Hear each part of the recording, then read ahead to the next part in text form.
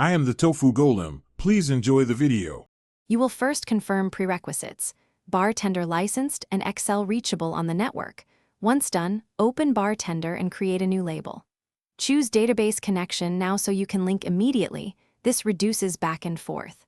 Select OLDB/ODD for Excel or Microsoft Excel driver if present, then point to the spreadsheet file path or a mapped network share. Make sure the worksheet has a header row. Without headers, mapping becomes manual and error-prone. Once connected, proceed to select the table or range you intend to use. Now you map Excel columns to label objects, text, barcode, or image, so data flows correctly at print time. Click each label object, choose data source, then pick the corresponding Excel column. This binds the source and target.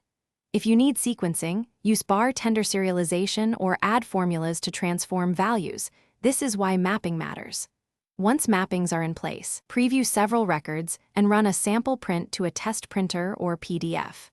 Make adjustments to layout, scaling, or encoding until outputs match expectations.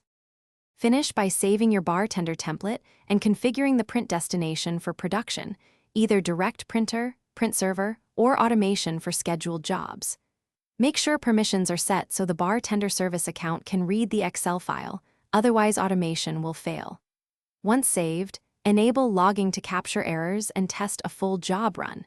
If something goes wrong, first check if Excel is open or locked. Confirm OLDB/ODD drivers are installed, and verify the worksheet name matches the connection. That single mismatch causes most. Thanks for watching.